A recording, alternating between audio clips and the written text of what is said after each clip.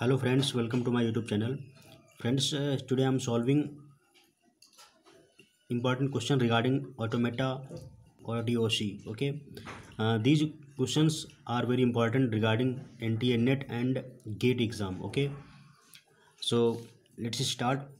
तो फ्रेंड्स हम सॉल्व कर रहे हैं कुछ इंपॉर्टेंट क्वेश्चन जो प्रीवियस ईयर गेट या आपके एनटीए नेट के एग्ज़ाम में पूछे गए हैं। और ये आप क्वेश्चन आपके आने वाले जो अपकमिंग एग्ज़ाम इसरो है, BEL है या NIELT है और आपका गेट और नेट के पॉइंट ऑफ व्यू से काफ़ी इंपॉर्टेंट हैं। ठीक है, तो आपका क्वेश्चन है sigma equal to A, B। आपके ये अल्फ़ाबेट दे रखे हैं और कंस्ट्रक्ट करना है DFA। आप उसमें कंडीशन ये दे रखी है कि नंबर ऑफ़ जो वर्ड हैं, number of word number of A's strings में वर्ड आएंगे वो ग्रेटर देन इक्वल टू हो सकते हैं 2 के, या आप ऐसे लिख सकते हैं number of A's greater than equal to 2 हो सकते हैं। ठीक है, स्ट्रिंग में। तो इसका सलूशन आइए देखते हैं। तो string containing more than 2's A। Okay, तो इसलिए इसमें जो लैंग्वेज आएगी उसमें लैंग्वेज में स्ट्रिंग्स होंगी वो AA, ABA, ABAB, AABB या फिर A, इस तरीके से स्ट्रिंग्स इसमें एक्सेप्टेड होंगी। ठीक है, तो आइए बनाते हैं। सबसे पहले हमने इनिशियल स्टेट लिया Q0। ठीक है, Q0 पे A इनपुट के साथ हम मूव कर रहे हैं, ट्रांजिशन कर रहे हैं Q1 स्टेट पे, और Q0 स्टेट पे B इनपुट के साथ हम सेल्फ लूप चला रहे हैं। ठीक है, सेल्फ उसी पे मूव करेगा ट्रांजिशन। इसी तरीके से Q1 पे B इनपुट के साथ उसी स्टेट पे रहेगा और Q1 में A इनपुट के साथ Q2 पे पहुंच जाएगा और Q2 आपकी फाइनल स्टेट है। क्यों? क्योंकि आपके जो नंबर ऑफ़ एज हैं वो ग्रेटर दैन इक्वल हो सकते हैं। तो इक्वल है इसलिए आपकी जो 2A एक्सेप्ट होने के बाद स्ट्रिंग ये स्टेट हमें फाइनल करनी होगी। ओके, इससे ज़्यादा भी हो सकते हैं नंबर ऑफ़ 2 जो एज हैं वर्ड आपके स्ट्रिंग्स में वो 2 से ज़्यादा हो सकते हैं और इक्वल भी हो सकते हैं। ठीक है, तो Q2 स्टेट पे हम A और B इनपुट के साथ ट्रांजिशन करेंगे सेल्फ स्टेट पे। ओके, और इसके बाद A, B इनपुट के साथ हम Q3 स्टेट पे पहुंच जाएंगे। ठीक है, ओके, तो इस तरीके से ये आपका DFA बन जाएगा। ठीक है, डिटरमिनिस्टिक फाइनाइट ऑटोमेटा। उसके बाद अगला आपका नेक्स्ट क्वेश्चन है W belong to A, B, mod of W mod 2 equal to 1 construct the DFA। तो इसका सलूशन देखते हैं। सबसे पहले इसमें दे रखा है लेंथ ऑफ स्ट्रिंग। इसका मतलब हो गया कि आपकी 1 3 5 7 9 हो सकती है। क्यों? क्योंकि जो वर्ड में वर्ड होंगे उनका मॉड 2 से इक्वल टू 1 आना चाहिए। ठीक है, तो इसका मतलब ऑड नंबर ऑफ कैरेक्टर्स होंगे। तो इसलिए आपकी जो लैंग्वेज होगी उसमें जो स्ट्रिंग होगी वो A, B, ABA इस प्रकार की होगी। तो since language accepting odd number of length of A and B, तो ऑड नंबर ऑफ A और B के लेंथ में स्ट्रिंग्स एक्सेप्टेड होंगी। तो इसमें एक नोट पॉइंट है, in case of infinite language we have smallest string, whereas in case of finite language we take maximum length of string. ठीक है, तो इसका DFA आप देखिए कैसा बनेगा। सबसे पहले मैंने Q0 स्टेट ले लिया, A और B इनपुट के साथ QF यानी फाइनल स्टेट पे पहुंच गए। क्यों? क्योंकि एक ऑड नंबर ऑफ एज और B एक्सेप्ट होंगे इस DFA में। ठीक है, उसके बाद QF स्टेट से A, B इनपुट के साथ हम Q0 स्टेट पे पहुंच गए। ओके, सो नोट पॉइंट आपका है string AB will be rejected because cause it only reaches on Q0। तो इसमें AB इनपुट के साथ अगर कोई स्ट्रिंग है तो वो एक्सेप्टेड नहीं होगी, A एक्सेप्ट होगी, AB A एक्सेप्ट हो जाएगी, means odd number of A's और B's एक्सेप्टेड हो जाएंगे। ऑड नंबर ऑफ AB के जो कॉम्बिनेशन है वो एक्सेप्टेड होंगे। ठीक है, तो ये इसका DFA बन गया। नेक्स्ट आपका केस हो सकता है, नेक्स्ट केस है case 1, if mod of W less than equal to 2। तो इसमें इट क्लियर है कि the length will be 0 1 2, that is length आपकी जो L लैंग्वेज होगी उसमें स्ट्रिंग्स आपकी एप्सिलॉन हो सकती है, A हो सकती है, B हो सकती है, AB BA BB AA, तो इस प्रकार की स्ट्रिंग्स आएंगी इसमें। Hence we take maximum length string 2। तो इसलिए हम इसका DFA बनाएंगे तो इसका ये आपका फाइनाइट लैंग्वेज में स्ट्रिंग्स आएंगी, इसलिए मैक्सिमम इसकी लेंथ देखेंगे तो मैक्सिमम लेंथ 2 आएगी। तो इसलिए Q0 स्टेट को फाइनल स्टेट इसलिए बनाएंगे क्योंकि एप्सिलॉन दे रखा है। तो Q0 स्टेट पे A और B इनपुट के साथ हम ट्रांजिशन करेंगे Q1 पे। इसी तरीके से Q1 को भी फाइनल स्टेट बनाएंगे क्योंकि इसमें सिंगल अल्फ़ाबेट भी एक्सेप्टेड होगा। ठीक है, तो Q1 स्टेट पे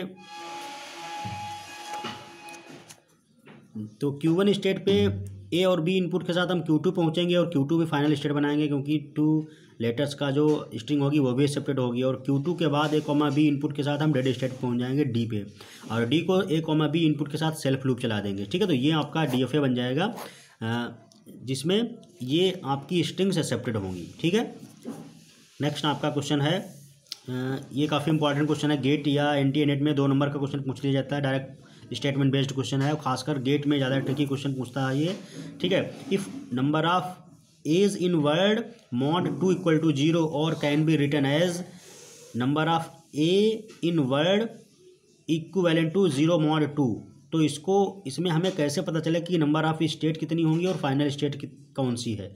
तो number of A in word equivalent to k mod n अगर इस फॉर्म में लिखा हुआ है तो आप लोग हमेशा याद रखना इस फार्मूला है। के यहाँ पे आपको डिनोट करेगा number of states and n आपको डिनोट करता है number of final, means final state कौन सी होगी। ठीक है, तो ये आपका एज ए फार्मूला काम करता है, काफ़ी इंपॉर्टेंट है। ठीक है, आपके गेट में इसी प्रकार से क्वेश्चन पूछ लेता है। ठीक है, नेक्स्ट आपका क्वेश्चन है ऑटोमेटा थ्योरी ऑफ कंप्यूटेशन में। ये आपके NTA नेट और गेट में जो प्रीवियस ईयर में क्वेश्चन पूछे गए हैं उन्हीं को मैं सॉल्व कर रहा हूँ। और ये आपके अपकमिंग जो एग्ज़ाम है, इसरो है या CSIR नेट है या गेट का एग्ज़ाम होने वाला, उसमें इस प्रकार के क्वेश्चन डेफिनेटली पूछे जाते हैं। तो आप लोग इसकी वीडियो को पॉज करके अच्छे से वॉच करना, वीडियो को पहले वॉच कर लो, उसके बाद वीडियो को पॉज करके नोट्स बना लेना और इस प्रकार के क्वेश्चंस की खूब प्रैक्टिस कर लेना। आप देखना, आप ये क्वेश्चन जब भी एग्ज़ाम में आएंगे तो आप अच्छे से बना लोगे और आपका एग्ज़ाम क्रैक हो जाएगा। ओके, और आप जो भी जो भी एग्ज़ाम की तैयारी करें उसमें आप डेफिनेटली क्वालिफाई हो जाओगे। ठीक है, और आपके ड्रीम्स फुलफिल होंगे।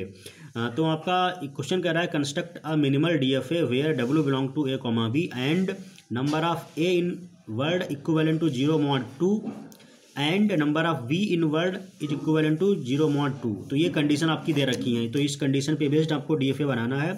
तो E हमने माना कि इवन और O माना ऑड के लिए 2 वेरिएबल मान लिया। तो एग्जांपल ऑफ स्ट्रिंग्स देखिए, number of A is in word और number of B is in word. तो हमने बनाया स्ट्रिंग्स हैं epsilon comma AABB comma AA और B कॉमा AAB, इस प्रकार की बना लिया। और तो यहाँ पे देखिए इवन के लिए बना लिया, नंबर ऑफ A और नंबर ऑफ B इवन है। यहाँ पे नंबर ऑफ A इवन है लेकिन नंबर ऑफ B ऑड है। इस वाली स्ट्रिंग्स में नंबर ऑफ A ऑड होंगे और नंबर ऑफ B इवन होंगे। और लास्ट केस बन सकता है नंबर ऑफ A ऑड और नंबर ऑफ B भी ऑड होंगे। ठीक है, तो इवन के केस वाला पहला है। ये क्वेश्चन 4 प्रकार से पूछा जा सकता है, आप लोग अच्छे से वॉच कर लेना। ये क्वेश्चन बहुत ही इंपॉर्टेंट है गेट के पॉइंट ऑफ व्यू से और नेट के पॉइंट ऑफ व्यू से। ठीक है, तो अगर इवन के केस में तो ये वाला केस लगेगा। देखो आप दे रखा ग्रुप क्वेश्चन रिपीटेड 2। ठीक है, तो ये ग्रुप आपका क्वेश्चन से रिपीट किया गया है। और अगर इवन ऑड होता तो ये केस लगता, ऑड इवन लगता तो ये केस होता, ऑड ऑड होता तो ये वाला केस लगा देते हैं हम। तो आप देखिए ये फाइनल स्टेट हमने बना लिया ई की, क्योंकि एप्सिलॉन भी एक्सेप्ट होगा। ठीक है, तो इसके बाद A और B इनपुट के साथ हमने ऐसे ऑड इवन पे पहुँचे। ठीक है, और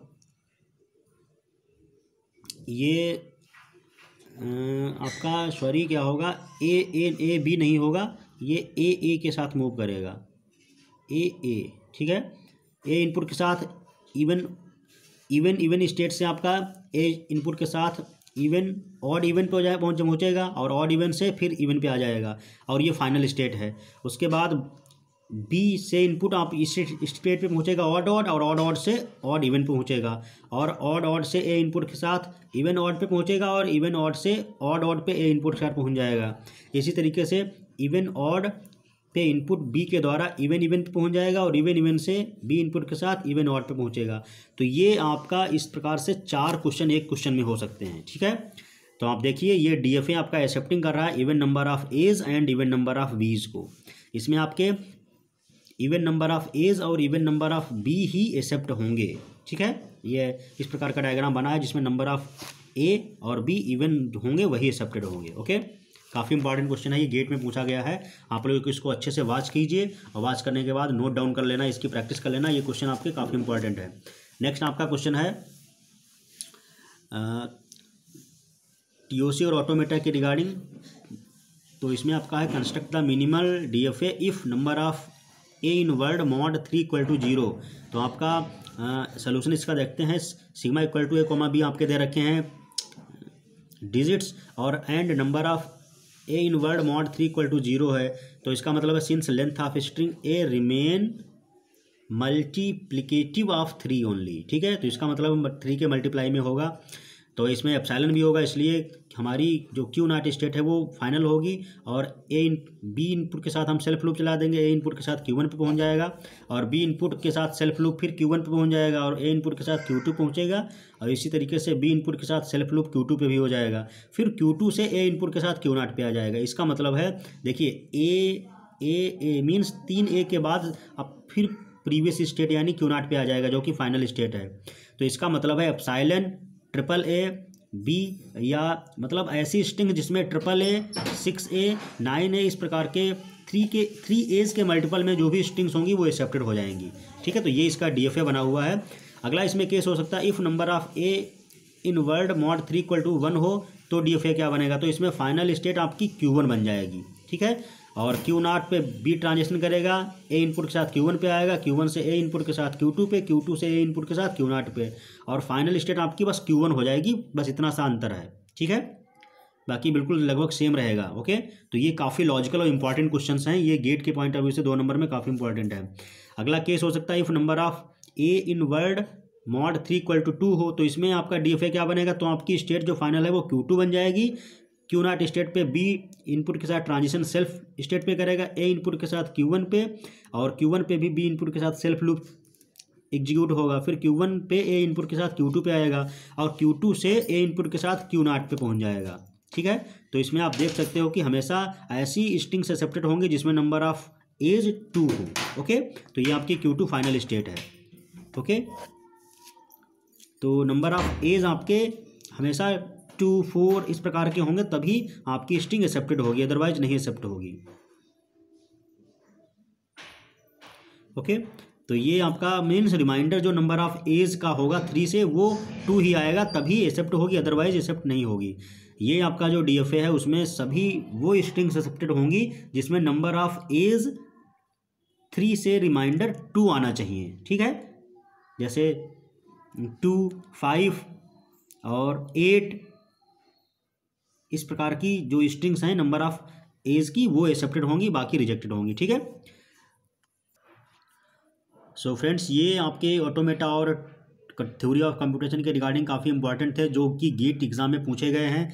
ये इसी प्रकार के क्वेश्चन आपके गेट में पूछे जाते हैं, और NTA नेट CSIR नेट और आपके जो कंप्यूटर साइंस के रिगार्डिंग जो भी रिपोर्टेड एग्जाम्स होते हैं उनमें थ्योरी ऑफ कंप्यूटेशन यानी ऑटोमेटा से क्वेश्चन डेफिनेटली पूछे जाते हैं। इसमें आपके इसरो DRDO या फिर BEL या फिर आपका जो JNU के रिगार्डिंग जो एंट्रेंस होता है उसमें भी काफ़ी इंपॉर्टेंट क्वेश्चन पूछे जाते हैं। तो आप लोग इन क्वेश्चंस को नोट डाउन कर लेना, बहुत सारी प्रैक्टिस करना, इससे आपकी जो प्रिपरेशन है वो बहुत अच्छी हो जाएगी। और अपने फ्रेंड्स को शेयर कर देना क्योंकि बहुत से आपके फ्रेंड्स जो प्रिपरेशन कर रहे होंगे यूनिवर्सिटी एग्जाम या किसी कॉम्पिटिटिव एग्जाम की, तो उनका एग्ज़ाम अच्छे से कंप्लीट हो और इस तरीके से आप उनकी हेल्प कर सकते हो। ठीक है, थैंक यू।